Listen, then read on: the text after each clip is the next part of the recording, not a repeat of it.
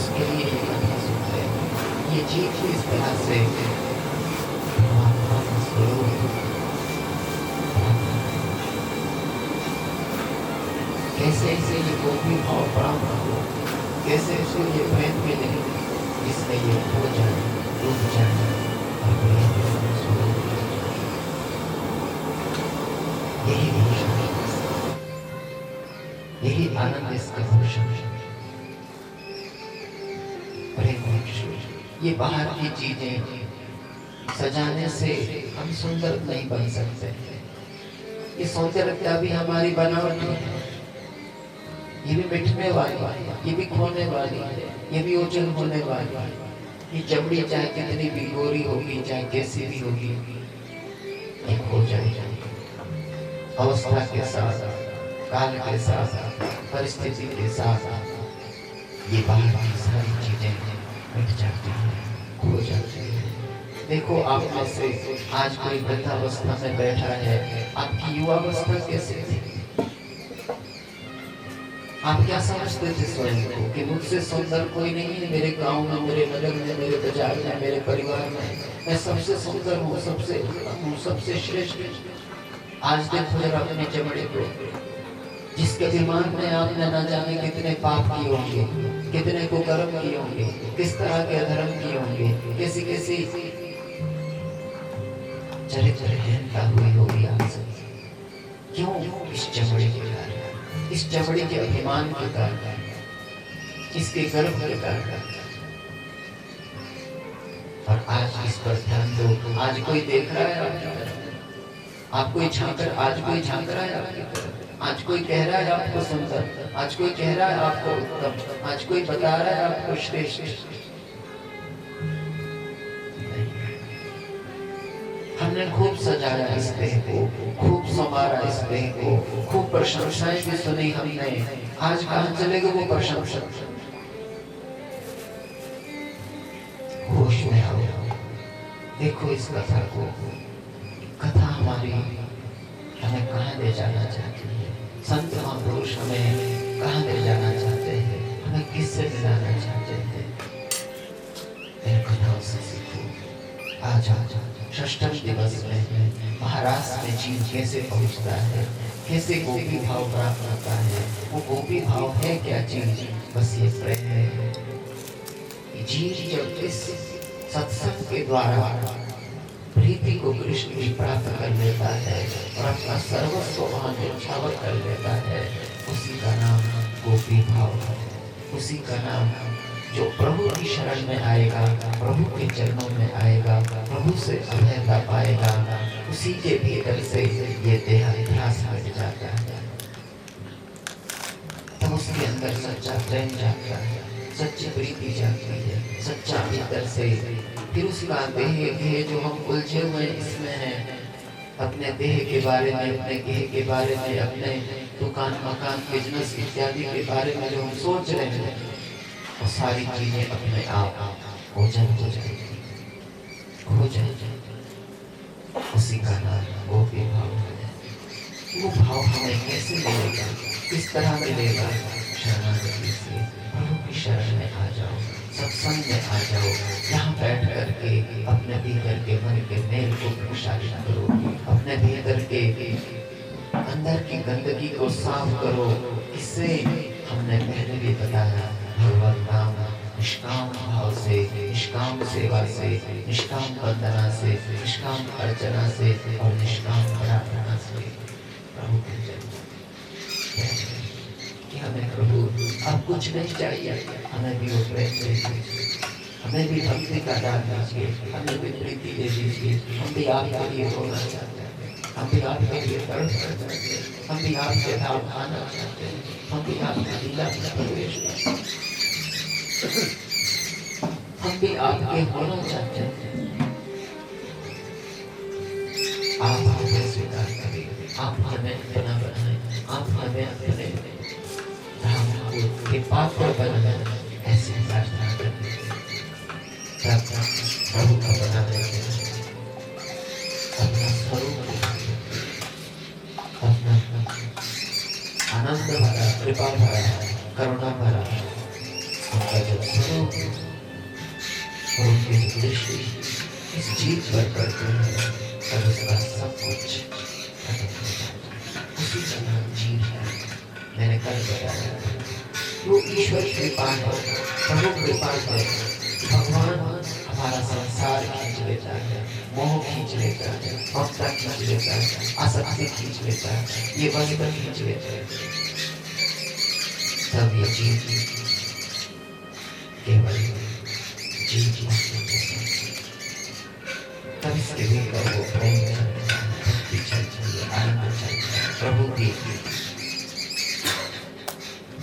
वो दिव्य छवि का इसे जब दर्शन होता है अपने आत्मा में भीतर, तब वो प्रेम की लहरें उठती है, तब वो भक्ति की लहरें उठती है, तब वो कृष्ण से मिलने के लिए प्रिया प्रीतम को देखने के लिए प्रेम शोक विभूषित की तरह कंठ गिरो कर गदा उसका कंठ गदगद हो जाता है।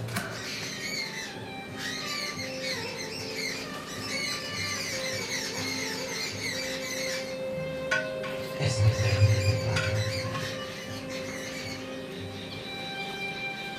नाम सरम किंचित मना कभी पूरे मन इंद्रियों को, आंखों को, ये जो हमारी इंद्रियां हैं, नाम सरम क्षण मात्र अवसर, पूरे एक क्षण का अवसर भी इन इंद्रियों को, मन इत्यादि को न देना। जो हम कथा सुन रहे हैं, हम वहाँ यहाँ से लौटते हुए जब जाते हैं, यहाँ तो मुक्ति चाहते हैं, भक्ति चाहते हैं, प्रीति चाहते हैं, कथा सुन करके बदलना भी चाहते हैं। बाहर जाते ही हम अवसर दे देते हैं, एक मौका देते हैं मन को कि चलो कल से करेंगे शुरू, आज थोड़ा सा ऐसा कर लेते हैं, थोड़ा सा वैसा कर लेते हैं, थोड़ा ये काम कर लेते हैं, थोड़ा वो काम कर लेते हैं। बस इसने अवसर दे दिया मन को, समझ लो वो हो गए, क्षण मात्र अवसर, पूरे एक क्षण के, एक मिनट के लिए इस मन को, इंद्रियों को अवसर न देना, ये नया संसार खड़ा कर देते हैं। एक सेकंड में नया संकल्प आपके सामने रख लेगा मन। एक सेकंड में हमारे सामने जो अभी एक पावन पवित्र उत्तम श्रेष्ठ संकल्प आया है मन में, वो ओझल हो जाएगा, वहाँ संसारिक संकल्प आ जाएगा, संसारिक विकल्प खड़ा कर देगा और हम उसमें फंस जाएंगे। नाम सर्व किंचित क्षणमात्र कृष्णार्चन पूर्वताम, इस मन को केवल अर्चन में लगाओ, कृष्ण भक्ति में लगाओ, कृष्ण स्मृति में लगाओ, कृष्ण प्रीति में लगाओ, कृष्ण की आराधना में लगाओ। इस मन को चलते फिरते, उठते बैठते, नाचते गाते, काम करते, खेत खलिहान, दुकान मकान, जहाँ भी आप है, हर पल आपकी आंखों में कृष्ण रहे, आपकी आंखों में प्रीति रहे। ऐसा नहीं कि बस गोपियां काम ना करते, वो भी खेत जाती थी, पति थे उनके, बच्चे थे उनके, उनका भी पूरा आपसे भी और अधिक कठिन जीवन था उनका, गो सेवा करते थे। हर सेवा उनकी कृष्ण से जुड़ी हुई थी, कृष्ण के लिए करते थे, कृष्ण से इतने प्रीति थी, कृष्ण के लिए ही जीवन जी रहे थे, कृष्ण के लिए ही सांसें चल रही थी।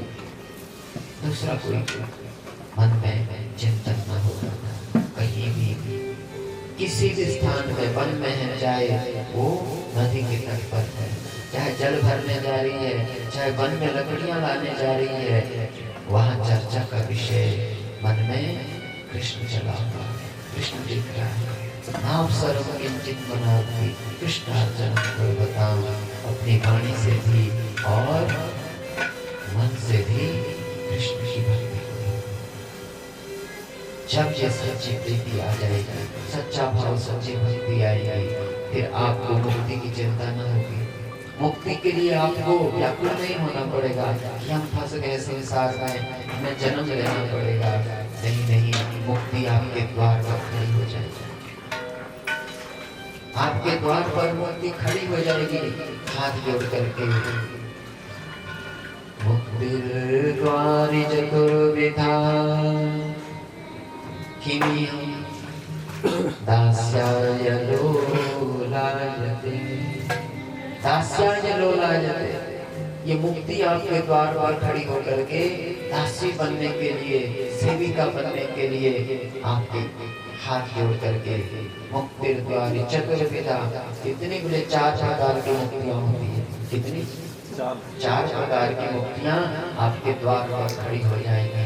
हमें स्वीकार कीजिए, हमें अवसर दीजिए, हमें सेवा का मौका दीजिए। सालों के सामिप्य साथ सारिष्टे सायुज्य, ये 4 मुक्तियां ये खड़ी हो जाएगी आपके पास। और जो प्रेमी होता है प्रिय प्रियतम का, वो मुक्ति की तरफ देखता है, उसकी उपेक्षा करता है, उसका उपहास करता है, उसकी वो थोड़ा भी लगता नहीं है। इसी को प्रेम कहते हैं, जो मुक्ति को भी निरादर कर देता है, वो है सच्चा प्रेम। हम लोग कथा किसके लिए सुन रहे हैं? मुक्ति के लिए। किसके लिए सुन रहे हैं? मुक्ति चाहिए जी हमें। अब यहाँ देखो क्या कह रहे हैं प्रेमी, गोपियों ने मांगी कभी कृष्ण से? वो तो स्वयं भगवत स्वरूप हो गई, कृष्णमयी हो गई गोपियां। इसको प्रेम कहते हैं। ऐसी भक्ति मुक्ति किसके पास थी? उद्धव के पास मुक्ति थी। आप सुनेंगे, उद्धव ज्ञानी था, बृहस्पति का शिष्य था। ज्ञान जिसको ज्ञानात्म मुक्ति, गीता में भगवान ने कहा है कि बिना ज्ञान के मोक्ष नहीं हो सकता, मुक्ति नहीं मिल सकती है। तो ज्ञान से क्या मिलती है? मुक्ति। तो ज्ञानी कौन था? उद्धव। कौन था? उद्धव ज्ञानी था, उसे पूरा वेद वेदांत का ज्ञान था, श्री कृष्ण को जानता था, ये पूर्ण परब्रह्म परमात्मा है। अब वो ज्ञानी जब प्रेमियों के संग में आया, प्रेमियों के पास में आया, तो उसने गोपियों की जब स्थिति और अवस्था देखी, तो उसने मिला भगवान से वो प्रार्थना करने लगे। सुनेंगे आप आगे ये प्रसंग।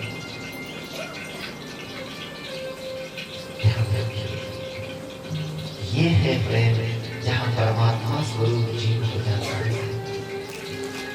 प्रेमी का चिंतन करते करते गोपियां कृष्ण बन गई। इसमें क्या प्रमाण है महाराज? हम कैसे मान लें कि गोपियां कृष्णमयी होगी? स्वयं महादेव और माँ भगवती ये दृष्टा है, ये माता पिता है, ये संसार के समस्त प्राणियों को देख रहे होते हैं, निरख रहे होते हैं कि भाई कौन यहाँ क्या कर रहा है। उन्होंने ब्रज गोपियों का प्रेम देखा, उनकी अवस्था, उनकी स्थिति देखी कैसी थी। देह की कहे कौन सुधी, देह की न राखी, गौर शब्द साखी, नजने दिन रात है। श्याम के स्वरूप श्याम रूप कियो, सागर समानो घट सागर लखात है। ये की कहे कौन? अरे घर की तो पूछे कौन? बोले देह की न राखी। क्या स्थिति है गोपियों की? बोले घर को उन्हें याद ही नहीं रहता है, बोले देह का भी ध्यान नहीं रहता, देह का भी पता नहीं है। गौर शब्द, बोले प्रमाण, गौर शब्द साक्षी है। साक्षी कौन है? साक्षात माँ भगवती और महादेव इन गोपियों के साक्षी है। जब भगवान गए गोपियों के पास में कि मैंने भी रास में जाना है, मैंने भी रास में प्रवेश पाना है, मैं भी देखना चाहता हूँ, तो उस टाइम गोपियों ने महादेव को भी देखकर न जाने दिया। तब पता चला था महादेव को, तब देखा था माँ भगवती। वो परीक्षा के लिए गए थे, तो हम आप लोगों को दिखाने के लिए गए थे कि गोपी भाव किसे कहते हैं, गोपियों का प्रेम कैसा है। वो कृष्णमयी हो गई थी, कृष्ण के प्रेम में। श्याम के स्वरूप में स्वरूप श्याम रूप कियो, सागर समानो घट सागर लखात है। श्याम के स्वरूप में बोले कृष्ण का दर्शन करके, कृष्ण का चिंतन करते करते करते करते गोपियां कैसी हो गई?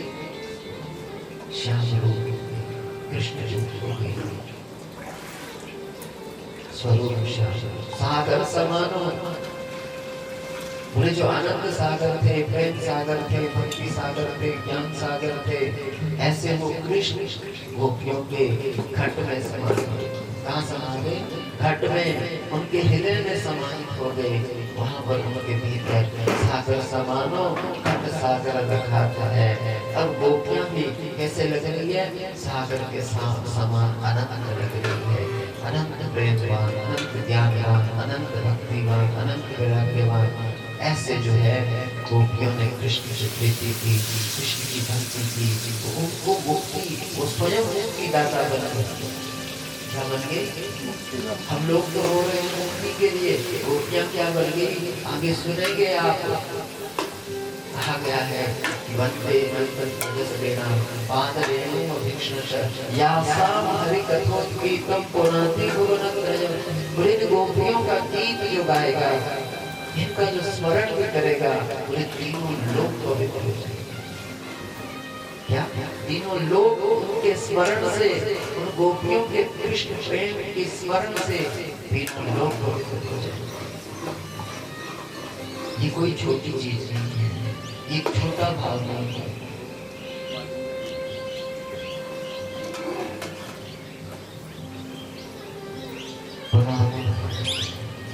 ऐसे हमने सीखनी है, इसके लिए कथा सुन रहे हैं, इसके लिए हम बैठे हुए हैं, इसके लिए भागवत चल रही है कि हमने कैसे अपने जीवन को प्रभु से जोड़ना है, प्रभु से प्रेम करना है, प्रभु के धाम में जाना है, कैसे पहुंचेंगे।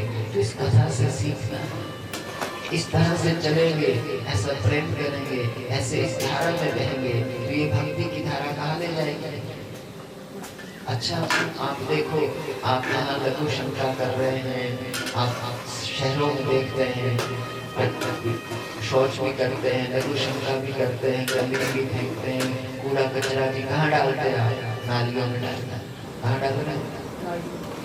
कहाँ डाल रहे हैं? नालियों में वो कूड़ा कचरा फेंक रहे हैं आप, और वो नाली कहाँ जा रही है?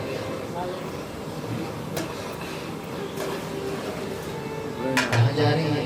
नदी। कहाँ जा रही है? वो नदी में पहुँच रही है, छोटी नदी में पहुँच गई।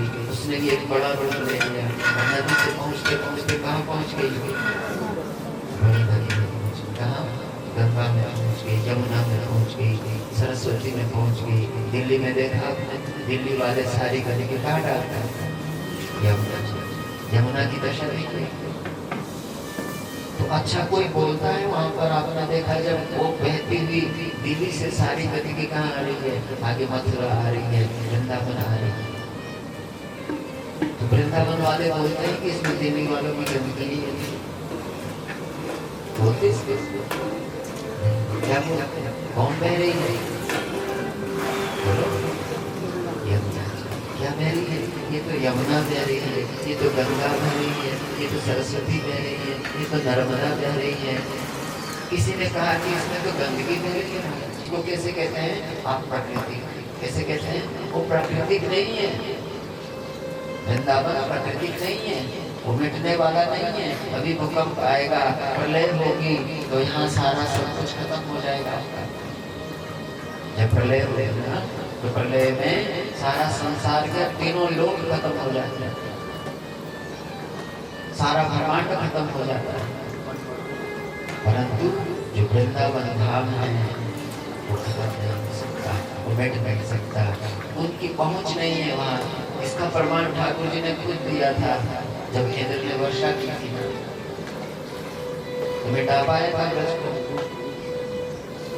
प्रलयकालीन बादल, जो 4 प्रकार के प्रलयकालीन बादल हैं देवराज के पास, उनको आदेश दिया था कि प्रलयकालीन वर्षा करो, बहा लो इस ब्रज को। तो बहा पाया था देवराज। क्यों? क्योंकि उसकी पहुंच नहीं है, उसका पानी नहीं पहुंच सकता है, वो संसार को मिटा सकता है पर वृंदावन को मिटा नहीं सकता। धरती के ऊपर 2 धाम ऐसे हैं, कौन कौन से? एक वृंदावन धाम और एक काशी धाम। कैसे हैं? पूरी काशी शिव पुराण में कथा आती है। पूरी काशी किसके ऊपर स्थित है? त्रिकंटक के। आज सुना, अभी बोला था ना मैंने महादेव के बारे में। विश्वेश्वर की जब स्तुति करा, कैसे त्रिकंटक विराजते। त्रिकंटक किसको कहते हैं? त्रिशूल। इसे कहते हैं त्रिकंटक विराजते वाराणसी। बोले वाराणसी किसके ऊपर खड़ी है? त्रिशूल के ऊपर। जब प्रलय होगी भगवान त्रिशूल से सारे संसार के जीव काशी पहुंच जाते हैं, सारे देवता काशी पहुंच जाते हैं। उससे ये ऐसे धाम है। और हम लोग क्या, जब ज्ञान नहीं होगा, सुनेंगे नहीं, धाम जा रहे हैं और वहां से पाप लेकर के आ रहे हैं। धाम को कब जाना है? मैंने सुना था, प्रथम सुंदरी भागवत भक्त भगवत वाणी। पहले क्या करें? बोले भागवत सुनो। किससे? बोले कोई भक्त हो, संत हो, उससे सुनो। हम किससे सुनते हैं? ये तो हमारे रिश्तेदार है, ये तो हमारे गांव का है, ये तो हमारे परिवार का है, ये तो हमारे स्थान का है। हम तो इनसे सुनते हैं। इनको क्या है? तो एक ही तो बात है, इन्हें कितनी सुंदर कन्या है, लड़की है, इनसे सुनेंगे तो क्या बुलाएगा? ये भी तो कथा ही तो बोलते हैं सब लोग। हम लोगों ने शास्त्रों का कितना बड़ा आनंद रखा। क्या कह रहे हैं संत महापुरुष? बोले सुनने किससे? प्रथम सुंदरी भागवत कथा तो सुनो। किससे? भक्त भगवत वाणी। जिसकी वाणी में भगवत्ता छलकती हो, ईश्वरता छलकती हो। ईश्वर बोल रहा है हमारे सामने, इंसान नहीं बोल रहा है, भगवान बोल रहा है। ऐसा जो अनुभव हम बैठ के सुन के, ऐसा नहीं कि बैठ के काम जग रहा है हमारे अंदर, प्यास को देख के क्रोध आ रहा है, लोभ आ रहा है, मोह आ रहा है, ममता आ रही है, आसक्ति आ रही है, बाल झड़ रहे हैं, कन्या कैसे उनकी चमड़ी को देख रहे हैं। कथा ये तो चमड़ी को मिटाने वाली कथा है, देहाध्यास भगाने वाली कथा है।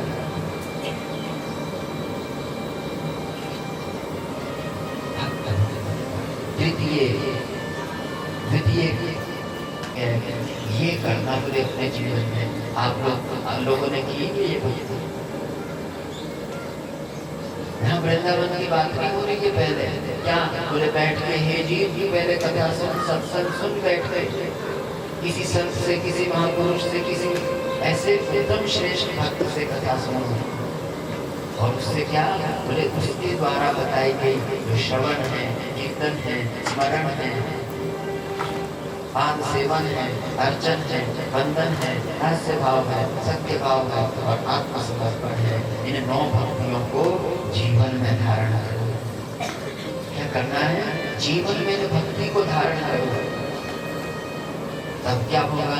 जब ये भक्ति भीतर आएगी, इस तरह से भक्ति जागृत होगी, तब क्या जगेगा? मन में भाव आएगा कि हम भगवान को कैसे पाएं, मुक्ति को कैसे पाएं। तृतीय करे गुरु समझी, तब मन में भाव होगा कि हमें कोई मुक्ति देने वाला भक्ति को श्रवण करके अब हमें मोक्ष कैसे मिले, परमात्मा कैसे मिले, कृष्ण का दर्शन कैसे हो, वो जिज्ञासा अंदर आएगी। तब ढूंढना पड़ता है गुरु। और आप लोग कब देते हैं गुरु? सब खोज रहे गुरु जब एक आने के लिए भीतर से अक्ल नहीं है, कोई पता नहीं है ये गुरु बनने योग्य है भी या नहीं, या हम शिष्य बनने की योग्यता हमारे में है कि नहीं है। हमें पहचान चाहिए कि गुरु कौन हो, गुरु शब्द का अर्थ क्या है, किसको कहते हैं गुरु है। हमको पता है, इस चीज का बताया कि गुरु शब्द का अर्थ क्या है।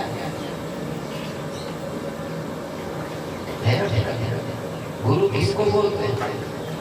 भूषवस्तु अंधकार, रूषवस्तन्निरोधक, अंधकार निरोधित्वा गुरु विद्येति दीयते। 2 शब्द है गुरु में। पहला है गुरु, दूसरा है रू। तो पहले का अर्थ क्या है? अंधकार, अज्ञान, अविद्या, माया, ये है भू शब्द का। और इस अविद्या से, माया से, अंधकार से, अज्ञान से रूप शब्द का क्या अर्थ है? प्रकाश, आलोक, तेज, ज्ञान, विवेक, विचार, चिंतन, अमृत जो हमें मिला है। ज्ञान दे दे, हमारे अज्ञान की निवृत्ति कर दे, हमारे अंधकार की निवृत्ति कर दे, हमें प्रकाश में ला दे, हमारे सामने साक्षात्कार करा दे। उसे क्या कहते हैं? गुरु। अंधकार निरोधित्वा गुरुरित्यभिधीयते। जो हमारे भीतर के अज्ञान का हरण करने का सामर्थ्य रखता है, हमारे भीतर की अविवेक जड़ता को दूर करने का सामर्थ्य रखता है, उसे क्या कहते हैं? क्या कहते हैं? गुरु तब माना जाता है। यह है गुरु का अर्थ। हम जान हम तो भेड़ चाटने चले गए, नहीं जी हमने सुना हुआ गुरु को नाम चुनौती। मेरी सहेली भी गई हुई है, मेरे पड़ोसी भी गए हैं, किसको बनाया? अरे इतना बड़ा गुरु है, उनके पीछे तो इतनी भीड़ लगी हुई है, इतने लोग जाते हैं वहां पर। अरे ज्ञान है गुरु। आप उनके पास बैठ करके अपनी समस्या बता सकते हैं, अपने हृदय की बात बता सकते हैं कि भाई हमें ये प्रॉब्लम है, गुरु जी हमारे अंदर काम है, क्रोध है, लोभ है, मोह है, अहंकार है, कैसे निपटेगा गुरु जी? गुरु जी से बात नहीं मिल सकते, गुरु जी तो किसी से नहीं मिलते हैं, उनसे तो हम बात नहीं कर सकते, उनके पास प्रश्न नहीं कर सकते, उनके पास बैठ नहीं सकते। तो फिर ऐसे गुरु का करना क्या है? जो आपको अंधकार से ज्ञान ना दे सके, आपको बाहर ना निकाल सके, आपका काम ना मिटा सके, आपका क्रोध लोभ मोह अहंकार ना मिट सके, तो फिर गुरु का करना क्या है? आपने स्टंप चाहिए गुरु जी आपको, नाम चाहिए, बस मिल गया कि गुरु हमारे तो गुरु इतने बड़े हैं, वो तो बड़े मुंडेश्वर हैं, वो तो बड़े आश्रम के पति हैं। अरे हमारे गुरु जी के पास क्या क्या सीखते? गुरु जी से आप क्या सिखाया? मेरे गुरु जी के पास तो इतने आश्रम, इतनी गाड़ियां हैं, वो तो प्लेन में जाते हैं, वो नीचे नीचे नहीं मिलते।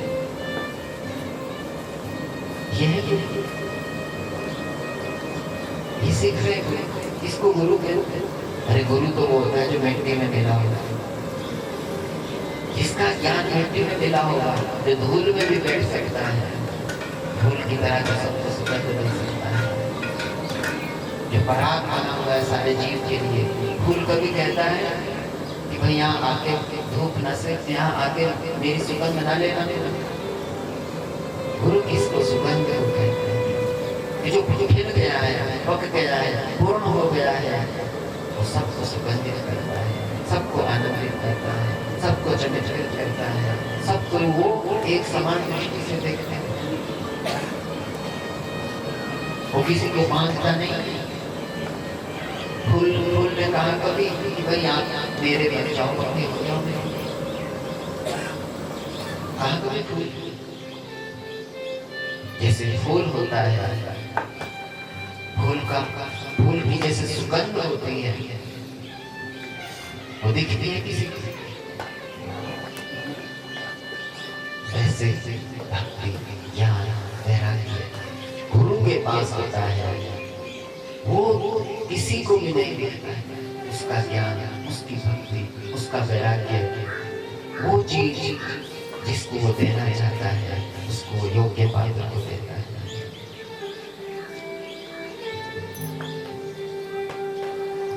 जो समझता तो ऐसे गुरु को चुनना पड़ता है। तृतीय करे गुरु समुची। गुरु कैसे बनाना? समझ करके, विवेक से, विचार करके, चिंतन करके, हमें ज्ञान दे सकता है कि नहीं, हमें संसार से छुड़ा सकता है कि नहीं। गुरु इसके लिए नहीं है मेरी भैंस दूध नहीं दे रही है, मेरी गाय दूध नहीं दे रही है, मेरा रोग है शरीर में, मेरे घर में दरिद्रता है, गुरु जी से हम जुड़े हैं, तब से मेरा तो सब ठीक हो गया। इसके लिए गुरु नहीं होता है। गुरु ज्ञान क्या है? गुरु भक्ति के लिए होता है, गुरु भगवान से मिलाने के लिए होता है। संसार में फंसाने के लिए गुरु नहीं होता है, संसार में उलझाने के लिए भी गुरु नहीं होता है। इस चीज को समझना है। देखिए करे गुरु समझी, चौथे हुए विरक्त बसे बन राज बसे। अब जब गुरु मिलेगा तब हमें वो पता देगा किसका कि कहाँ रहना है। बनराज, बनों का राजा कौन है? बोलो बोलो, बनों का राजा कौन है? कोई बोल रहा है शेर, शेर नहीं है। वनों में राजा कौन है? वृंदावन। कौन है? वृंदावन। समस्त वनों का राजा कौन है? वृंदावन। बसे बलराज बसीलो। वनों में जो राज है, श्रेष्ठ है, उत्तम वन कौन सा है? वृंदावन। तब वहां का पता देता है गुरु। किसको दिया गुरु ने ऐसा पता? सुना ना आपने कथा में, चौथे दिन की कथा मैंने सुनाई थी। किसको भेजा था? छोटे से 5 साल के बच्चे भेजा था। किसने? नारद जी। किसको? ध्रुव जी को। तो मिले भगवान के कितने जल्दी में? बोलो 6 महीने। यह है जब कोई गुरु भेजेगा हमें तैयार करके, परीक्षा करके, पात्र बना करके, योग्य बना करके, दक्ष बना करके, समर्थ बना करके, तब हमें वहां वृंदावन दिखेगा। नहीं तो आसुरी भी गए थे महादेव के साथ में, आसुरी ऋषि भी गए थे भगवान महादेव के साथ में। जब वृंदावन में पहुंचे, बोले प्रणाम करो आसुरी, ये वृंदावन की सीमा है, यहाँ प्रणाम करो। बोले गुरुदेव इसमें क्या अंतर है? ये तो इधर की मिट्टी भी वैसी ही है, आगे की मिट्टी भी वैसी है। इसमें तो कोई भेद मेरे को दिख नहीं रहा है। ऐसी क्या विलक्षणता है इस मिट्टी में? इस वृंदावन में ऐसी क्या विलक्षणता है? मेरे को जो एक समान दिख रही है। इस सीमा के इधर की मिट्टी भी वैसी है, सीमा के उस पार की मिट्टी भी वैसी है। तब महादेव ने वृंदावन का स्वरूप का दर्शन कराया। ये आसुरी, ये मिट्टी नहीं है, तेरी दृष्टि में दोष है, इसलिए तेरे को ये मिट्टी दिखाई दे रही है। इसको देखना है तो दिव्य चक्षु से दिखेगी। तो गुरुदेव है महादेव आसुरी के, तब उन्होंने उनको वृंदावन के स्वरूप का वर्णन सुनाया। और जब वो छवि दिखी वृंदावन की, दंडवत प्रणाम किया आसुरी ने। तो वृंदावन ऐसे नहीं दिखेगा हमें जो हम सोच रहे हैं ना, कि हम नाम सुन लिया, टीवी में देख लिया, फोन में सुन लिया, हम भी जाएंगे। प्रेमानंद जी ने को देख लिया, वीडियो देख ली सब लोगों ने, अरे प्रेमानंद जी महाराज देखो वृंदावन में, हम भी जाएंगे। आपने देख लिया, क्या पाया? प्रेमानंद जी को भी देख लिया, वृंदावन को भी देख लिया। बहू है, पत्नी है, बच्चे हैं, पति है, धन है, मकान है, दुकान है, बिजनेस है, पैसा है, क्या बोलते हैं उसको? ये तो जी बड़े भाग्यशाली हैं। इनके कोई कमी नहीं है घर में। भगवान किसको भाग्यशाली मानता है? जिसके पास उनके लिए प्रयत्न। भगवान नहीं देख रहे कि इनके कितनी कोठी है, कितना बैलेंस है, कितना बैंक में बैलेंस है, कितनी जमीन, मकान, दुकान, बिजनेस कैसा है इनका। ये भगवान नहीं नोट करते। इसके अंदर प्रेम कैसा है, निर्मलता कैसी है, विमलता कैसी है, कमलता कैसी है, पवित्रता कैसी है, ये कितना साफ हृदय का है, वो देखते हैं। उसको कहते हैं स्वागतम। वो उस जीव का भगवान स्वागत करते हैं। महाभागा, आप संसार के समस्त जीवों में महाभाग्यशाली, भाग्यशाली नहीं, महाभाग्यशाली।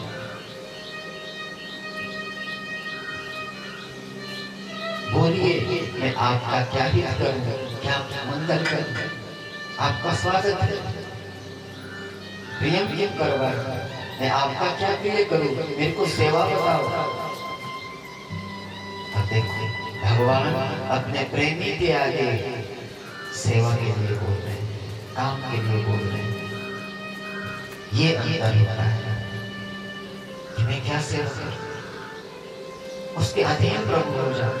क्या करूं मैं तुम्हारा, क्या हित करूं, क्या मंगल करूं, क्या इच्छा है तुम्हारी।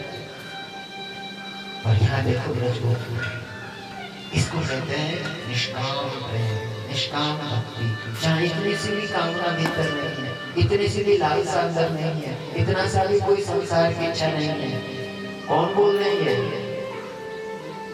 स्वयं नारायण कह रहे हैं। बोलो मैं क्या करूं तुम्हारा? मान लीजिए हमें कह रहे भगवान, हमें भगवान बोल गए कि तुम्हारा क्या हित करूं मैं, हम शांत रहेंगे? क्या बोलेंगे? लिस्ट दे देंगे भगवान के पास, भगवान जी ये सारी चीजें हमारे को दे दें, पूरी लिस्ट उनके हाथ में दे दें। 15 दिन के बाद फिर मिलेंगे भगवान, बोले मैंने तो सारा दे दिया था जो तुमने लिखा था, बताया था। बोले थोड़ी कमी पड़ गई ठाकुर जी, और थोड़ा ये भी दे दे। 15 दिन में फिर हम वैसे मिलेंगे। ध्यान देखो, ये कथा जीवन की है, देखने की है, स्वयं को देखना है, स्वयं को बैठ करके अपना जीवन देखो। हम बोलते हैं कि हमें मुक्ति चाहिए, भक्ति चाहिए, प्रीति चाहिए, भगवान चाहिए, जरा हम कितने निष्काम हैं। गोपियों के आगे स्वयं नारायण कह रहे हैं कि आपका स्वागत हो भाग्यशाली गोपियों, तुम्हें क्या चाहिए मेरे से? बोलो प्रियम प्रियम करवाणु, क्या तुम्हारा प्रिय करूं मैं, क्या तुम्हारा हित करूं मैं, कैसा तुम्हारा मंगल करूं मैं? बोलो तुम सेवा बताओ। गोपियां शांत है, कुछ नहीं बोल रही है, हमें कुछ नहीं चाहिए। अब भगवान हम लोगों को गोपियों का वास्तविक स्वरूप बताने के लिए उनके लिए प्रश्न कर रहे हैं। हे गोपियों, तुम्हारी अवस्था देख करके मुझे ऐसा लग रहा है कि तुम डर के मारे भयभीत होकर के या रुग्ण अवस्था में ऐसी डर के मारे यहाँ आती है, किसी कामना के कारण आई हो। तुम्हारी अवस्था ऐसी लग रही है, किसी के हाथ में गोबर है, किसी के हाथ में आटा है, किसी के एक आंख में काजल है, किसी ने वस्त्र उल्टे पहन रखे हैं। तुम्हारी दशा देख करके मेरे को ऐसा प्रतीत हो रहा है कि ब्रज में कोई उत्पात हुआ है, कंस का कोई असुर आया है। क्या बात है गोपियों? पर मेरे मन में संशय हो रहा है, यदि कोई कंस ने उत्पात किया होता तो जरूर कोई मेरा भी सखा आया होता। तुम अपनी बात बताओ, क्यों आई हो मेरे पास? ब्रजस्यानामयं कश्चित् भूतागमनकारिणः रजन्येषां घोररूपा घोर सत्व निषेविता। हे ब्रज गोपियों, आप जैसी भक्तों को, आप जैसी भक्ताओं को इस जंगल में ऐसा अकेला नहीं घूमना चाहिए, अकेला नहीं जाना चाहिए। अब ध्यान से देखिए, भगवान हमारे लिए एक एक शब्द बोल रहे हैं कि जो मेरे प्रेमी है, मेरे भक्त हैं, मुझे पाना चाहते हैं, मेरे को अपना बनाना चाहते हैं, वो संसार में बाहर बाजार न घूमे। इस संसार के बाजार में क्यों? बोले बाहर चोर बैठे हुए हैं, बाहर लूटने वाले बैठे हुए हैं, बाहर ऐसे काम क्रोध लोभ मोह विषय विकार ऐसे बाहर बैठे हुए रावण जो कभी भी हमारे चित्त का हरण कर लेंगे, हमारे भीतर विकार उत्पन्न कर लेंगे, हमारी स्थिति, हमारे भजन, हमारी प्रीति को हरण कर लेंगे। इसलिए भक्तों को चाहिए कि वो बाहर इस संसार के बाजार में, इस संसार रूपी वन में बाहर न घूमे। घोर रूपा, और ये घोर प्राणियों के द्वारा निषेधित है। यहाँ बड़े बड़े हिंसक प्राणी, बड़े बड़े शेर, बड़े बड़े भालू जंगल में रहते हैं ना। कहाँ रहते हैं? जंगल में कौन रहते हैं? शेर रहता है, भालू रहता है, भेड़िए रहते हैं, व्याघ्र रहता है, तो खा जाता है। तो इस संसार के जंगल में कौन है?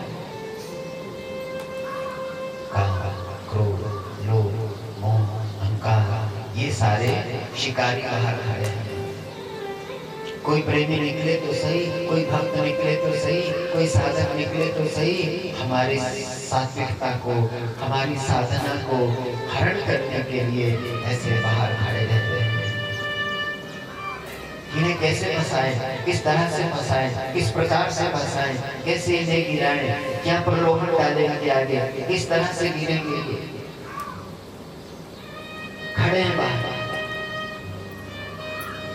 अब ठाकुर जी ने ब्रज गोपियों के लिए लौटने को कहा कि प्रति आज्ञा चली चली गोपियां वैसे ही वैसे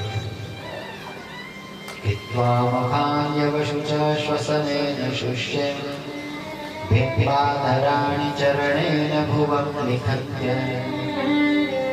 अस्रेरुपातमशिवे कुचकुङ्कुमानि तस्थुर्विजन्त्य उरुदुःखभरा स्मतूष्णी।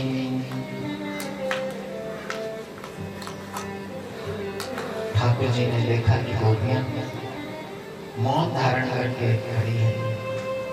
जरा इनको थोड़ा प्रलोभन तो दिखाओ। अरे गोपियों में समझ गया हूं कि शरद पूर्णिमा की रात्रि में तुम ब्रज गोपियां इस वन की शोभा में रखने के लिए आई है। इस वन का माली मैं जानता हूँ यहाँ कौन से सुख के साधन है, आनंद के साधन है। तो ये वन क्या है? वन क्या है? संसार। वन क्या है? ये संसार ही वन है। इसका मालिक कौन? बोलो भगवान जी संसार के मालिक है। उनको पता है ना कि कहाँ कहाँ ये जीव कहाँ फंस सकता है, किधर फंस सकता है, कहाँ उलझ सकता है। तो वो चीजें साधक को भगवान दिखाते हैं कि भाई ये पूर्ण भक्ति से थे कि नहीं थे, हम लोगों को बताई जा रही है चीजें। तो भ्रमण के लिए ले गए, यमुना के तट पर ले गए, एकांत में ले गए, सुंदर वृक्षों के पास ले गए, ऐसे खिले हुए बाग बगीचों में ले गए, सारे चारों तरफ भ्रमण कराया। अब हम लोग जब ऐसे में जाते हैं हमारा मन क्या करता है? यहाँ तो हमारा स्थान बनता, यहाँ हमारा मकान बनता, यहाँ तो बड़ा एकांत जगह थी, यहाँ तो ऐसा था, यहाँ हम अपने लिए अच्छा बना सकते थे। मन करता है। तो ये भगवान भगवान हैं कि ये कहाँ फंस रहा है, किधर उलझ रहा है, कहाँ अपना पुण्य गवा देता है, कहाँ पर ये अपने किए हुए थोड़े तप व्रत को कहाँ नष्ट कर देता है। यदि मन उलझ गया इस संसार के बाजार में तो समझ लो हम फैल है, हम असफल हो। दूसरा, अब जब गोपियां कहीं नहीं कोई चीज, कहीं भी नहीं कोई वस्तु की तरफ ध्यान तक नहीं दिया, देखा तक नहीं, फिर भगवान ने दूसरा प्रलोभन दिखाया। दूसरा क्या है? कहाँ फंसता है इंसान? ना तो रिश्तों में, अपना। अब भगवान के ब्रज गोपियों तुम लौट जाओ वापिस, तुम्हारे पति तुम्हारा इंतजार कर रहे हैं, तुम्हारे बच्चे तुम्हारा इंतजार कर रहे हैं, तुम्हारे अपने परिवार के तुम्हारा इंतजार, तुम्हारे माता पिता तुम्हारा इंतजार कर रहे हैं, तुम्हारी गैया तुम्हारा इंतजार कर रही है, तुम्हारे बछड़े तुम्हारा इंतजार कर रहे हैं। आपको भी तो यही है ना चिंता माता पूरा। तो कथा सुनने आए, मन दृष्टि कहाँ की है? बोल आप लोग आए हैं पूर्ण तैयारी से कि बस अब यहाँ से हमने सीधे महाराष्ट्र में जाना है? आए हैं यहाँ से सीधे वृंदावन ही जाएंगे, महाराष्ट्र में पहुंचेंगे हम? नहीं। क्या चाबियां साथ में लेकर आए हैं?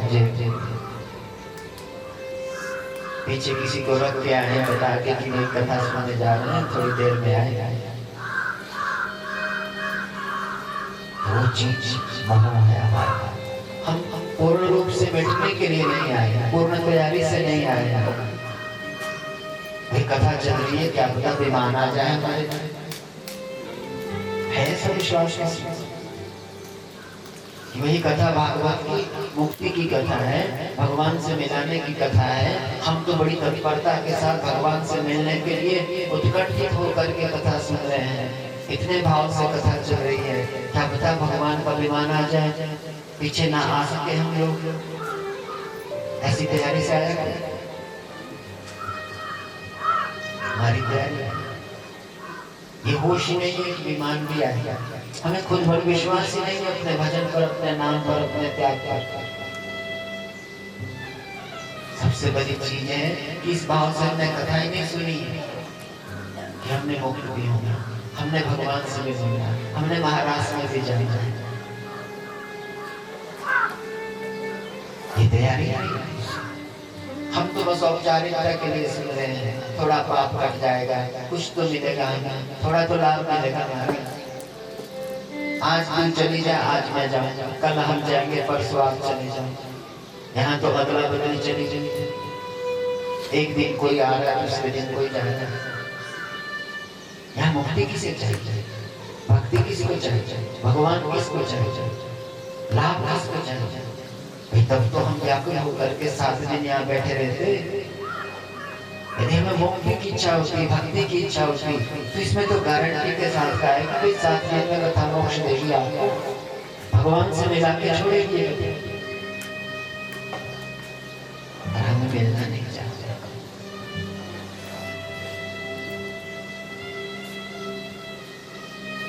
हम तो अभी भी औपचारिकताओं में जी रहे हैं।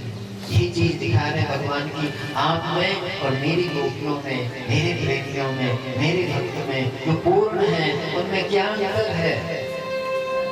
भगवान ने बोला कि आपके घर वाले याद कर रहे हैं, मान लीजिए आपको फोन आ जाए, नहीं बैठे हुए आप यहाँ पर है, बढ़िया कथा चल रही है, महाराष्ट्र में पहुँचने जा रहे हैं हम लोग, यहाँ महाराष्ट्र का प्रसंग चल रहा है, यहाँ बैठ करके अभी फोन आ जाए आपके लिए, आपके पति का, पत्नी का, बच्चे का, किसी का, आप लोग बैठे रहेंगे,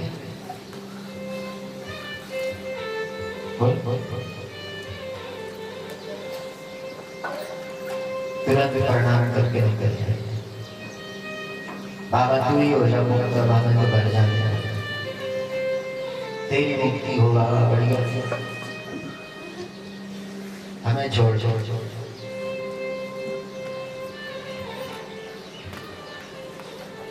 तो ये हंसने की चीज नहीं, ये हमारे मन की बात है, जीवन की बात है कि ये दशा है हम लोगों को, ये स्थिति है हमारी अंदर से, यहाँ खड़े हैं हम लोग।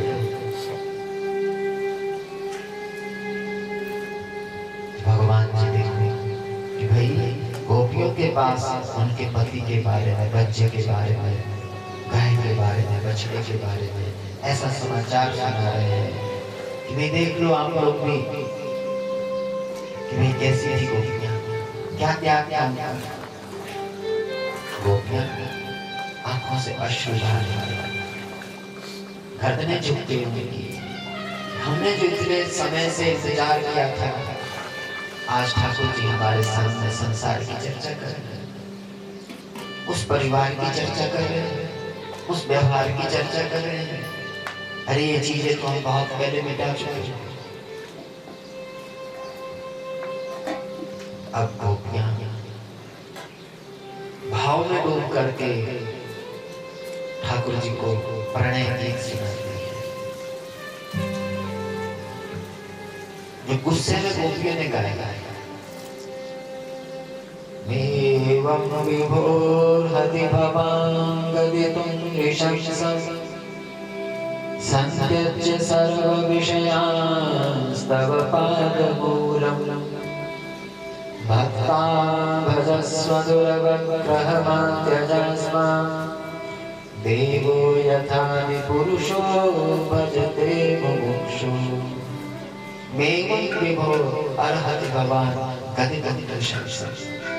हे प्रीतम, हे श्याम सुंदर, इस प्रकार के निशंसित, निंदित, उपेक्षित, उपहासित ऐसे वचन आपको शोभा नहीं देते।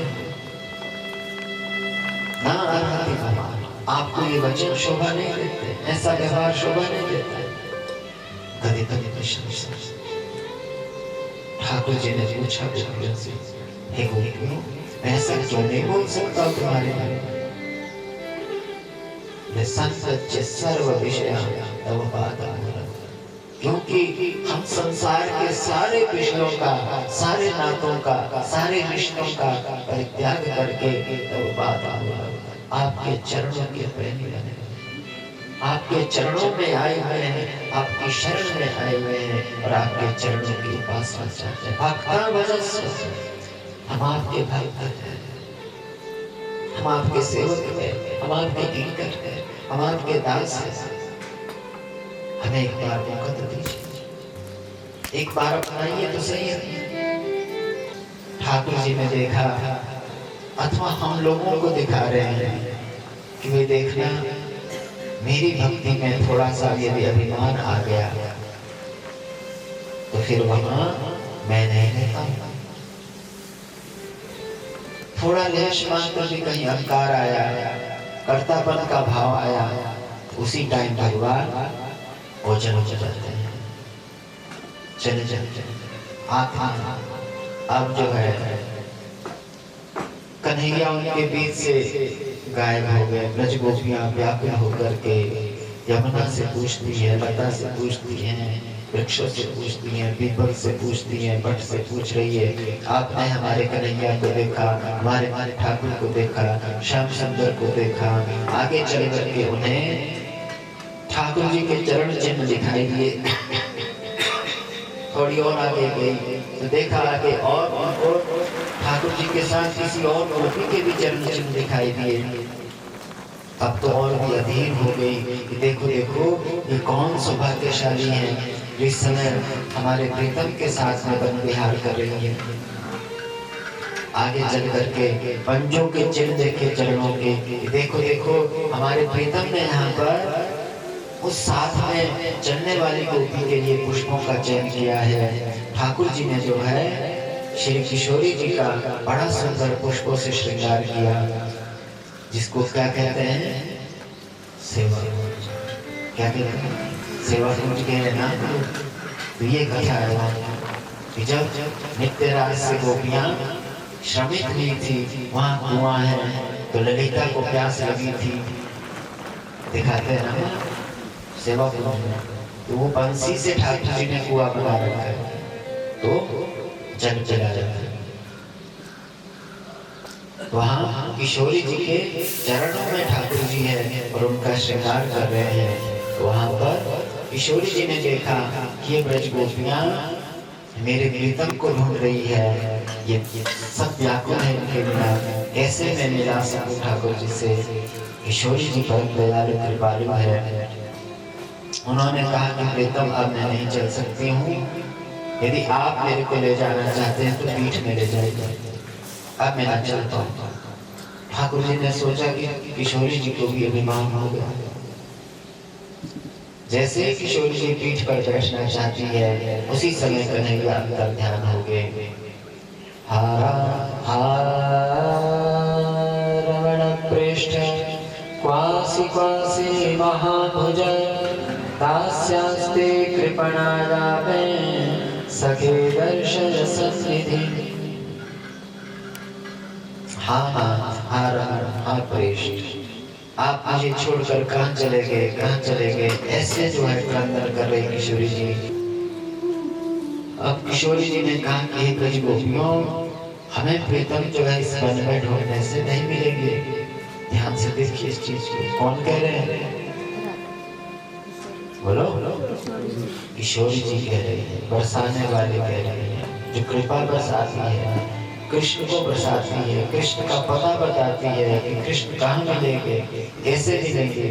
तो कह रहे हैं कि भाई यहाँ जंगल में ढूंढने से भगवान नहीं मिलेंगे, तो हम लोग भी कहाँ ढूंढ रहे हैं भगवान को, इस संसार में ढूंढ रहे हैं। कहाँ ढूंढ रहे हैं, संसार में भगवान को ढूंढ रहे हैं, सुख को ढूंढ रहे हैं, आनंद को ढूंढ रहे हैं, तो मिलेंगे कहाँ। पुनः पूरी नमा करते हैं, बोले वहीं चलो जहां हमें प्रभु पहले मिले थे। तो वो स्थान कौन सा है, नित्य रास।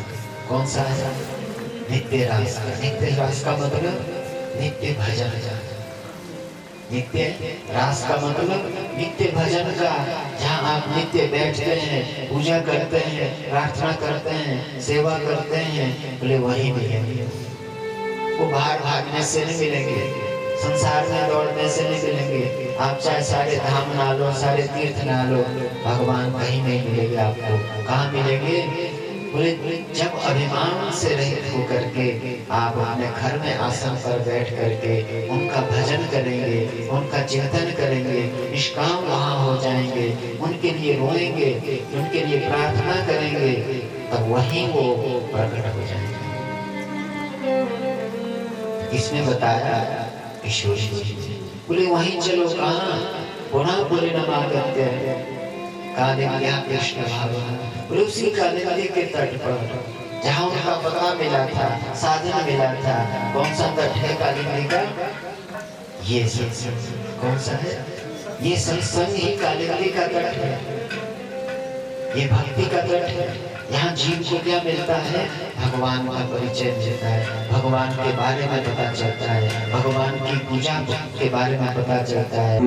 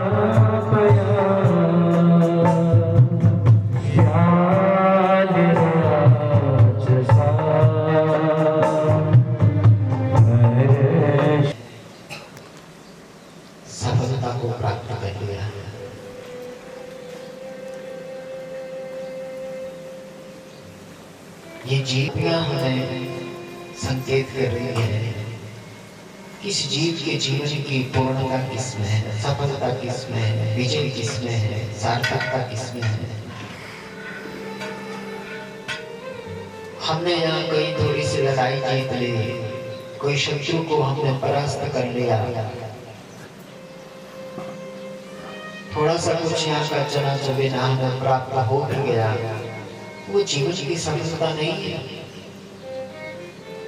बोले सफलता किसे कहते हैं? बोले जिस जीव के हृदय में हे प्रभु तेरा जन्म हुआ, किसका? ते जन्मना अयम प्रजा, बोले ये जीव इसका जन्म सार्थक हो जाता है, सफल हो जाता है। अधिक यद्यपि मनुष्य देह समस्त प्राणियों में सर्वश्रेष्ठ है, उत्तम है, पर इसमें सफलता कब है कि जिस मनुष्य ने अपने शरीर से, काया से आपकी भक्ति की, आपका नाम जप किया, आपके लिए समर्पण किया, आपकी प्रीति की, जिसने जिसके हृदय मथुरा पहुंच गया। मथुरा में ठाकुर जी ने कुब्जा का नवयौवन प्रदान किया, धोबी को का उद्धार किया, उससे वस्त्र लेकर के अपने सखाओं को दिए, माली को भक्ति का वरदान दिया, दर्जी को धन का वरदान दिया, और जो धनुष रखा था उसका भगवान ने मर्दन किया, तोड़ दिया धनुष को। और फिर प्रातः काल भगवान जाते हैं, कुबेला पेड़ हाथी के सहित महावत को भी हम लोग पहुंचा दिया। जो बल योद्धा थे उनको भी चुटकी में भगवान ने परास्त कर दिया। कंस को जब ये प्रतीत हो गया कि भाई ये तो सबको मार रहे हैं, अब आदेश दिया सैनिकों की इन्हें बंदी बना लो, कारागार में डाल दो। ऐसे भी बड़बड़ा रहा था, ठाकुर जी कंस के पास पहुंच गए, प्रणाम मामा श्री। कंस ने तलवार हाथ में ले ली और कृष्ण पर तलवार का प्रहार करना चाहता है। जैसे ही तलवार का प्रहार करना चाहा, ठाकुर जी ने अपने अनेक रूप बना लिए। चारों तरफ देखने लगा कृष्ण कौन सा है, कौन सा है। पीछे से कन्हैया ने बालों से पकड़ करके घुमा करके ऊपर से धरती पर पटक दिया। पूरी त्रिलोकी का भार शरीर में लेकर उसके ऊपर कूद पड़े। इससे कंस के प्राण आके रुक गए। कारागार में कन्हैया जाते हैं। कंस ने देखो राज्य पाने के लिए अपने पिता को कारागार में डाला हुआ था। कलयुग वहीं से शुरू हो गया था। पिता को कहाँ डाल दिया था? कारागार में। आजकल के बच्चे कहाँ डाल रहे हैं माता पिता? वृद्धाश्रम ढूंढ रहे हैं। ये बोझ हो गए धरती के ऊपर माता पिता, इनको कहाँ भेजो? जिन्होंने आपको गंदगी से उठाया, कीचड़ से उठाया, धूल से उठाया, सूखे में बैठाया, उन्हीं माता पिता का जितना बड़ा नजर। तो प्राणी कौन है? कौन है वो? कंस। आज भी जिंदा है कंस, समझ रहे? कंस कोई ऐसा नहीं सींग हो गए उसके कोई। कंस कौन है? जो आज माँ का अनादर कर रहा है, पिता का अनादर कर रहा है, उनकी अवज्ञा उपेक्षा करते हैं। वो कौन है? कसाई। कसाई वाली बुद्धि जिसके, कसी हिंसायां जाते हैं। इसलिए हमें कथाओं से सीखना है कि ऐसे चरित्र हमारे ना हो जिसमें भगवान हमें दंड दे। जो माता पिता का अनादर करता है उसे स्वयं भगवान दंड देते हैं। तो देखो यहाँ भगवान ने दंड दिया। कारागार से अपने माता पिता को पहले मुक्त नहीं किया। किसको किया? अपने नाना को, उग्रसेन को पहले मुक्त किया और फिर वसुदेव देवती को मुक्त किया। और वसुदेव देवती तो जानते थे कि कृष्ण कौन है। उन्होंने तो जन्म के समय ही भगवान के दिव्य स्वरूप के दर्शन किए, स्तुति करने लगे भगवान की। तब भगवान ने माता पिता की महिमा सुनाई। कभी समय होगा तो मैं बताऊंगा आप लोगों को कि भगवान ने क्या बताया वसुदेव और देवकी की स्तुति कैसे की माता पिता के अंदर। तब उनके अंदर पुत्र का भाव जगा ठाकुर जी के प्रति और उनको हृदय से लगाया। बलराम कृष्ण ने प्रणाम किया और तब उनको लेकर के अपने स्थान में पहुंचते हैं। बलराम कृष्ण का मुंडन संस्कार किया, जब विविध संस्कार हुआ। उसके बाद संजीवनी मुनि के पास कन्हैया विद्या प्राप्त के लिए गए। 64 कलाओं से युक्त विद्या को उन्होंने अति शीघ्र ही प्राप्त किया। और गुरु को गुरु दक्षिणा प्रदान करनी थी।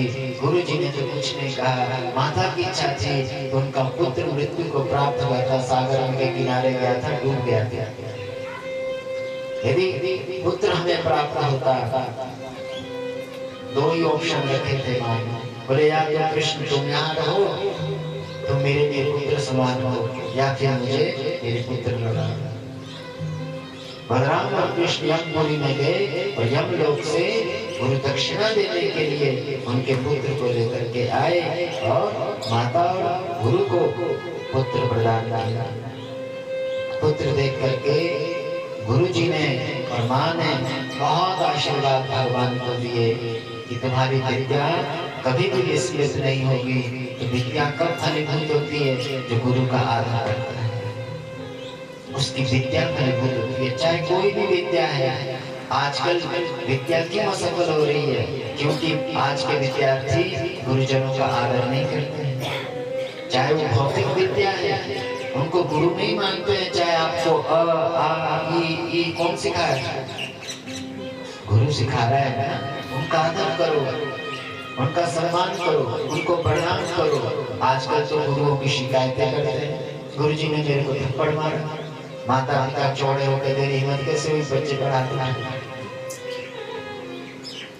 इसलिए हम गिर रहे। भगवान ने तो अपने गुरु के लिए उनके पुत्र को ला करके दिया सब। और आप लोग क्या कर रहे हैं? ट्रांसफर करो जी यहाँ से, हटाओ इनको, ये अच्छा पढ़ा रहे हैं, अनुशासन में बच्चों को रख रहे हैं। क्या करो? हमारी तो चलती है कि कौन अपनी सरकार है, क्या करो? हटाओ जी।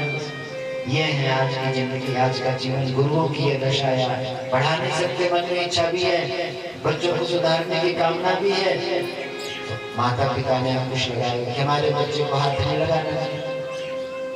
ऊपर से सरकार के ऑर्डर है कि बिल्कुल भी देखना किसी गुरु ने डंडा मारा हाथ में या हाथ उठाया तो आपकी नौकरी जाती है। अब पढ़ाओ जी, कैसे पढ़ाएंगे?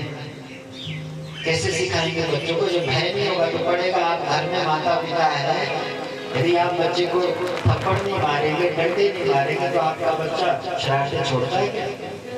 अच्छा बनता है क्या?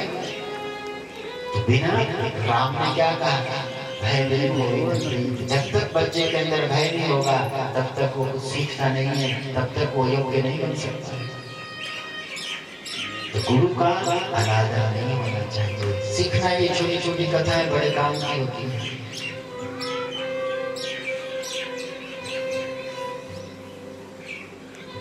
कृष्ण लौटते हैं, मथुरा में पहुंचे।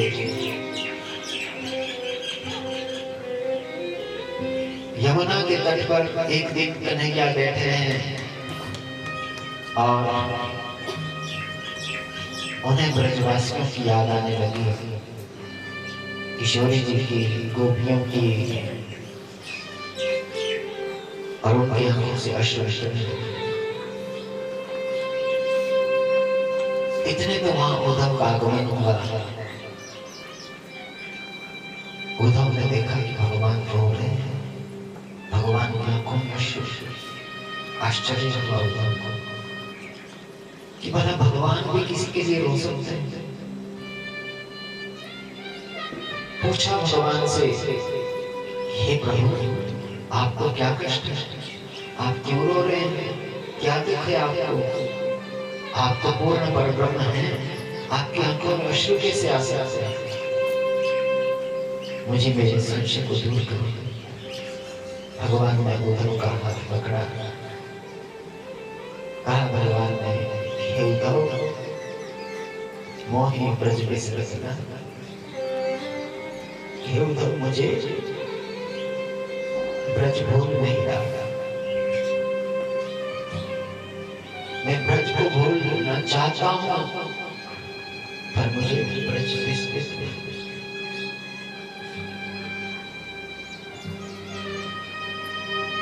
वो कलश लेकर के, घड़ा लेकर के आती हुई किशोरी जी, ब्रज गोपियां, वो बार बार मेरी आंखों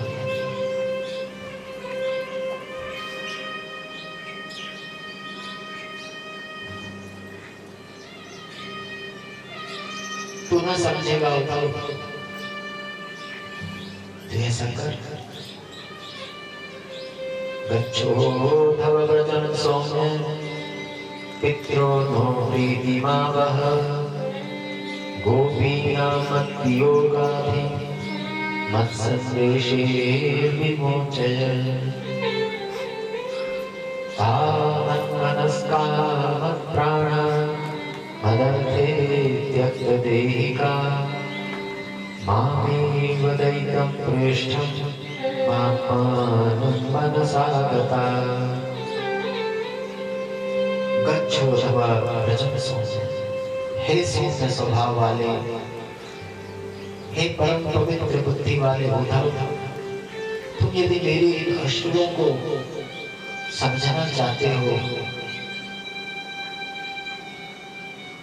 मेरी इन बातों को जानना चाहते हो कि मैं क्यों रो रहा हूं, तो गच्छो भव व्रजं।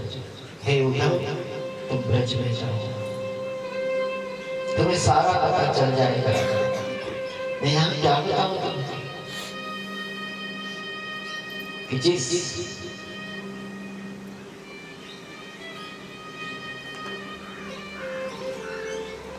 मैया को मैं झूठ बोल करके आया है, जो मेरे बिना मैया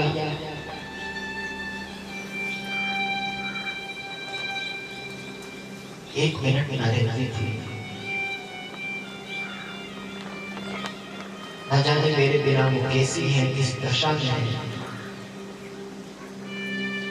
तुम जाकर के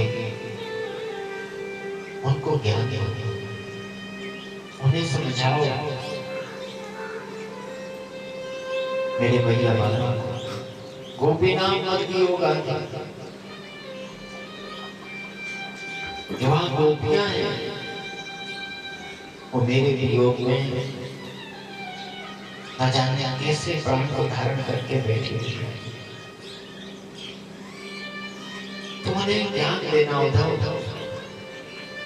उनको सुनाना वेदांत का ज्ञान, ब्रह्म का ज्ञान, मेरी पूर्णता का ज्ञान, मेरी ईश्वरता का ज्ञान, कि मैं ईश्वर हूँ, मैं स्वामी हूँ, मैं जगदीश्वर हूँ, उनको समझाना।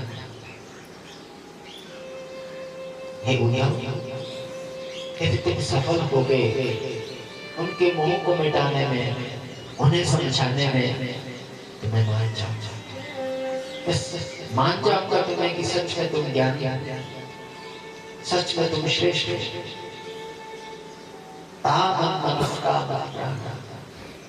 मदर्थे त्यक्तदेहिका मामे मदयितं पृष्ठं मात्मानं मनसागता।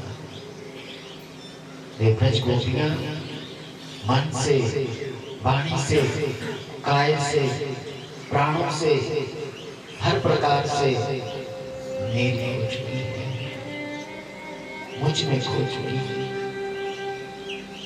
उनको समझाओ उद्धव, उनको ज्ञान दो। उद्धव ने कहा कि प्रभु आपकी आज्ञा है, जाऊंगा जरूर, पर मैं कल लौट करके आ जाऊंगा। भगवान ने कहा कि कल की बात छोड़ो, आप आज ही चले आना, जाओ उनको उपदेश सुनाओ और लौट करके तुरंत आ जाओ, आज ही चले आना, कल तक मत रुकना, आज ही चले। भगवान ने अपने वस्त्र, अपना श्रृंगार उतार कर उद्धव को पहनाया। उद्धव ने श्रृंगार धारण किया, बड़े प्रसन्न हुए कि मुझे भगवान की उच्छिष्ट प्रसादी प्राप्त हुई है। उसी रथ पर उद्धव को बैठाया जिसमें भगवान मथुरा आए थे।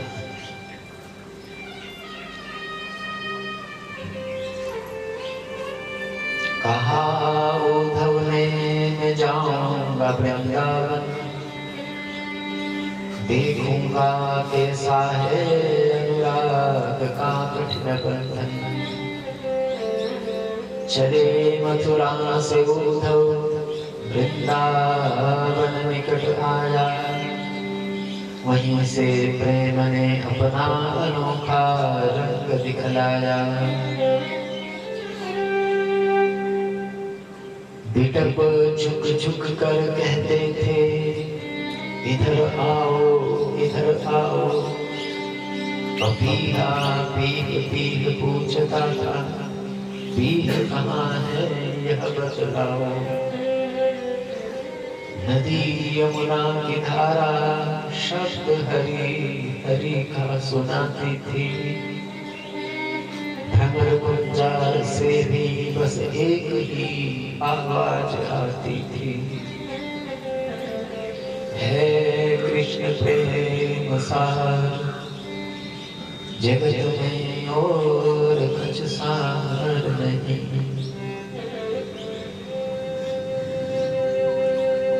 बड़ा भगवान ज्ञान का कैसा कैसा अनुराग है।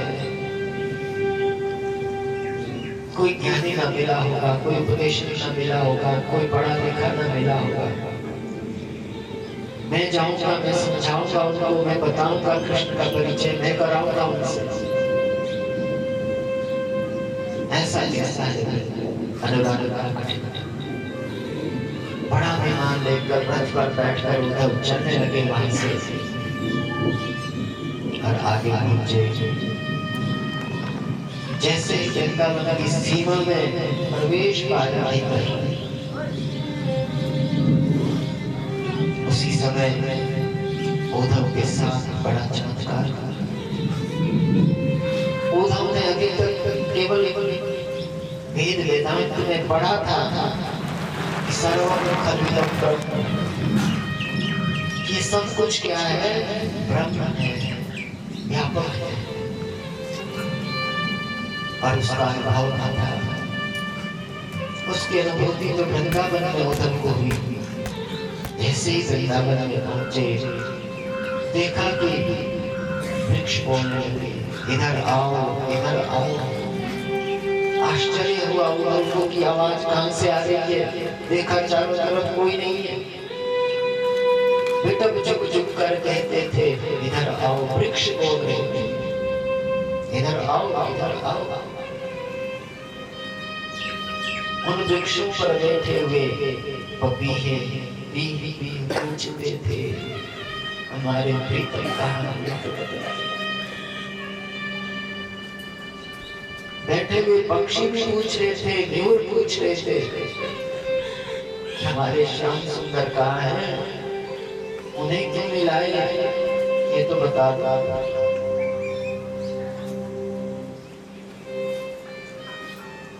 उधर तो बड़ा आश्चर्य हुआ कि मेरे साथ पता नहीं छल हो रहा है, कोई जादू हो रहा है।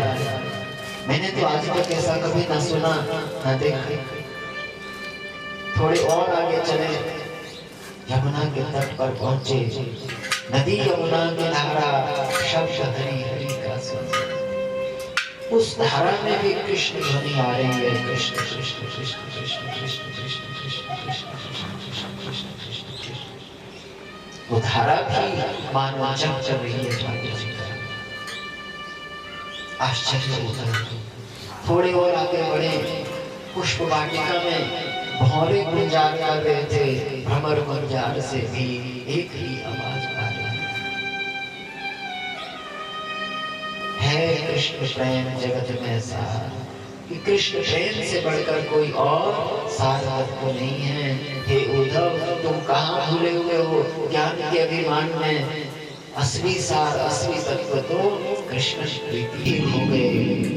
नंगे पांव कन्हैया दौड़ने लगे और उद्धव जब पहुंचे, ठाकुर जी ने उद्धव को ऐसा हृदय से लगाया मानो उद्धव से नहीं पूरे ब्रजवासियों से मिल रहे हैं। उद्धव को लेकर भगवान एकांत में पहुंचे। उद्धव ने ब्रजवासियों की सारी भेंट प्रदान की। ठाकुर जी ने सारी भेंटें देखी, पहचान की और आंखों में अश्रु भर गए भगवान की। उनके उपहार देख करके, वो करुणा के सागर है, उनके अंदर बड़ी दया है। और आपको देख करके तो मुझे ये प्रतीत नहीं, आपको केवल ढोंग कर रहे हैं अश्रु बहाने का। यदि आपके अंदर थोड़ी सी भी कहीं दया है, इंतजार कर रहे हैं नित्य प्रति। उस मार्ग में आते हैं गैया चराने की, पता नहीं आज कन्हैया आएगा क्या। और आपकी गोपियों की दशा जो बड़ी विचित्र है, और किशोरी जी की दशा जो और भी अधिक दयनीय है। जब ब्रजवासियों की ये स्थिति सुनी, ठाकुर जी उद्धव से कहने लगे कि हे उद्धव, तुमने प्रश्न किया था मेरे से कि मैं क्यों रो रहा हूं। यदि मैं यहाँ तुम्हें ये बताना भी चाहता, समझाना भी चाहता, तो तुम कभी न समझ पाते। इसलिए मैंने जानबूझ करके तुम्हें अपने प्रेमियों के पास भेजा, ताकि तुम उनके साथ में रह करके तुम्हारे भीतर उनका रंग आ जाए। तुम ज्ञानी तो थे पर प्रेमी नहीं थे। अब तुम प्रेमियों का संग करके प्रेमी बन गए हो। अब तुम समझ सकते हो मेरे भाव को, मेरी बातों को। अब मैं तुम्हारे साथ अपने ब्रजवासियों की प्रेमियों की चर्चा कर सकता हूँ। तब भगवान ने उद्धव को ब्रज गोपियों का दिव्य महाराज का दर्शन कराया कि हे उद्धव, मुझ में और गोपियों में इतना सा भी योग नहीं है, दूरी नहीं है। ये तो केवल हमारी लीला है। जैसे मैं हूँ वैसे मेरी गोपियां हैं। ये तो हम केवल लीला कर रहे हैं। मैं अपने प्रेमियों से एक मिनट के लिए भी कभी दूर नहीं होता, एक सेकंड के लिए भी कहीं उन्हें छोड़ करके नहीं जाता। मैं हर पल उनके साथ रहता हूँ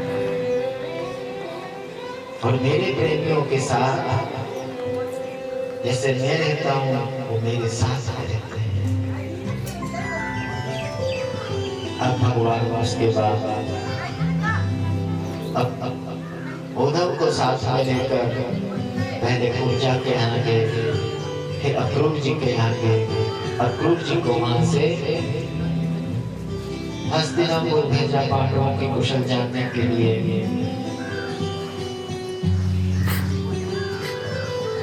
इधर कंस की मृत्यु जब भगवान ने की थी, कंस की पत्नियां अस्थि और प्राप्ति अपने पिता जरासंध के यहाँ पहुंची है। जरासंध को जैसे पता चला कि कृष्ण ने उनके जमाता को मारा है, प्रतिज्ञा की यदुवंश को नष्ट करने की। 17 बार आक्रमण किया जरासंध ने, 17 बार परास्त हुआ।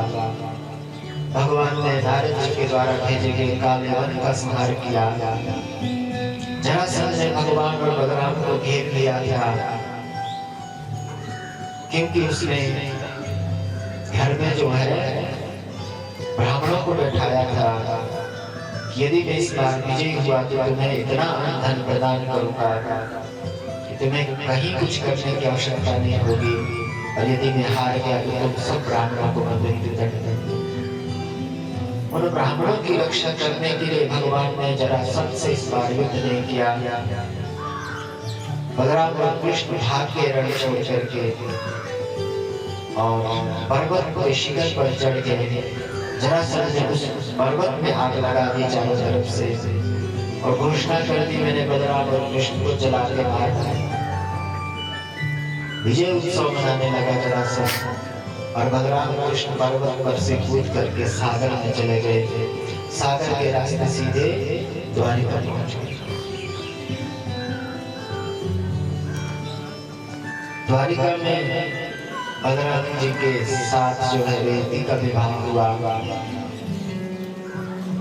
कुंदनपुर के राजा भीष्म की पुत्री रुक्मिणी के पास नारद जी श्री कृष्ण की चर्चा किया करते थे। रुक्मिणी ने मन मन कृष्ण को पति रूप में वर्ण किया। इधर कृष्ण के पास भी नारद जी रुक्मिणी की महिमा गाते थे, तो भगवान ने रुक्मिणी को स्वीकार किया। परंतु रुक्मिणी का भाई जो रुक्मी था वो नहीं चाहता था कि रुक्मिणी का विवाह कृष्ण से हो, इसलिए उसने जानबूझ करके रुक्मिणी का रिश्ता शिशुपाल के साथ निश्चित किया, सगाई भी करा दी। अब रुक्मिणी बड़ी व्याकुल रहने लगी। तब उसने एक ब्राह्मण के पास संदेश भेजा भगवान द्वारिकाधीश के लिए। ब्राह्मण उस संदेश को लेकर द्वारिका पहुंचे हैं।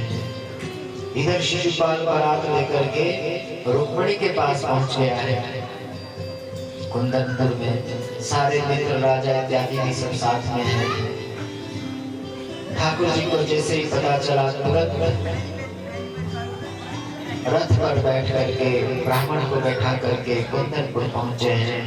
राजाओं को जैसे समाचार मिला कि श्री कृष्ण भी आए हैं, उन्होंने रुक्मिणी की सुरक्षा और भी अधिक बढ़ा दी। पत्र में रुक्मिणी ने सारा समाचार लिखा था कि वो कुल परंपरा के अनुसार जो है अपनी कुल देवी की पूजा के लिए जाएंगी, वही हमारे मिलने का सुंदर अवसर है, आप वहीं मुझे मिले। इधर रुक्मिणी अपनी सखियों के साथ में और बहुत सारे सैनिकों को लेकर के मंदिर पहुंचती है। माँ भगवती की पूजा की, प्रार्थना की और परिक्रमा करके वहां से लौटती है। चारों तरफ देख रही है कि किस दिशा से प्रभु आएंगे। अब रुक्मिणी कोई सामान्य स्त्री तो नहीं, साक्षात लक्ष्मी का अवतार है, महामाया है। देखा तो उनकी सुरक्षा में बड़े सैनिक थे, तलवारें शस्त्र लेकर के। रुक्मिणी ने अपना इतना सुंदर स्वरूप माया से रचा बनाया कि जिसको देख करके सारे सैनिक मुग्ध हो गए, मोहित हो गए। और श्री कृष्ण कब आए, कब रुक्मिणी का हाथ पकड़ा, कब रथ में बैठाया, किसी को कोई पता नहीं। जब रुक्मिणी वहां से ओझल हुई तब होश आया कि रुक्मिणी कहाँ गई, रुक्मिणी कहाँ गई। तो किसी ने बताया कि भाई रथ में यहाँ कृष्ण आए, रुक्मिणी को बैठा करके वो ले गए हैं। अब तो जरासंध इत्यादि को समाचार मिला, सारे के सारे कृष्ण के पीछे दौड़ गए। इधर बलराम जी विशाल सेना लेकर के वहां पहुंचे हैं। बलराम और कृष्ण के साथ जरासंध इत्यादि राजाओं का बड़ा भीषण युद्ध हुआ। मृत्यु के भय से सारे के सारे राजा भाग गए। रुक्मिणी के भाई ने प्रतिज्ञा किया कि यदि मैं रुक्मिणी को लेकर ना आया तो मैं कभी भी वापस राज्य में ना आऊंगा। श्री कृष्ण से रुक्मिणी का युद्ध हुआ। भगवान ने रुक्मिणी को परास्त किया और उसने वहीं पर जंगल में ही जहाँ भगवान से हारा वहीं राज्य का निर्माण किया। भगवान रुक्मिणी को लेकर के द्वारिका पहुंचते हैं। द्वारिका वासियों ने रुक्मिणी बल्लभ के दर्शन किए, अति प्रसन्न हुए, बड़ा उत्सव मनाया गया। रुक्मिणी के माता पिता को भी अब संदेश भेजा गया और उन्हें भी विवाह के लिए वहां बुलाया गया। विधि पूर्वक भगवान ने रुक्मिणी का पाणी ग्रहण किया। बोलिए रुक्मिणी बल्लभ लाल की जय, द्वारिकानाथ भगवान की जय। आज की कथा को एक विश्राम है।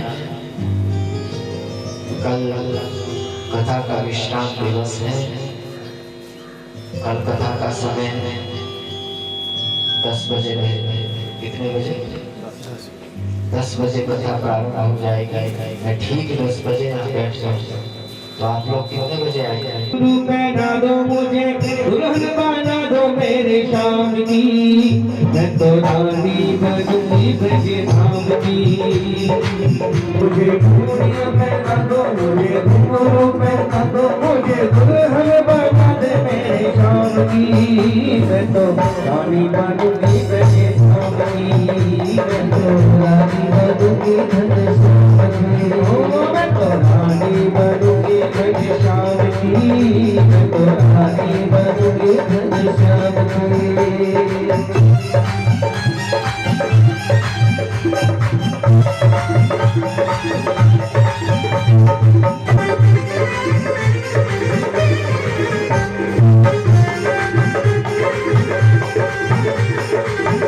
पिया के दुल्हन बन जाऊं, अपने पिया की दुल्हन बन जाऊं, पिया की दुल्हन बन जाऊं। वृंदावन की कुंज गली में नाचूं झूमूंगा, वृंदावन की कुंज गली में नाचूं झूमूंगा, वृंदावन की कुंज गली में नाचूं झूमूंगा, वृंदावन की कुंज गली में नाचूं झूमूंगा। मेरे कचरा लगा दो,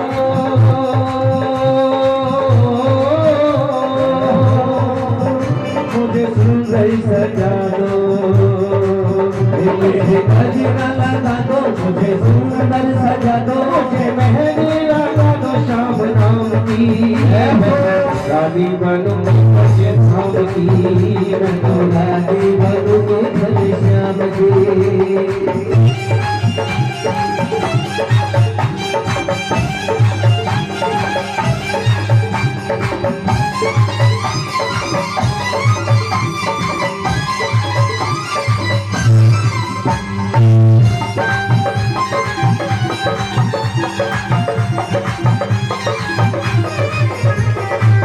रंग रंग में मेरे समा है सवरिया, रंग रंग में मेरे समा है सवरिया, रंग रंग में मेरे समा है सवरिया, रंग रंग में मेरे समा है सवरिया। प्रीत लगा के सावरिया से मैं तो होगी बावरिया, प्रीत लगा के सावरिया से मैं तो होगी बावरिया, प्रीत लगा के सावरिया से मैं बिंदिया लगा दो, मुझे चुनरी उड़ा दो श्याम नाम की,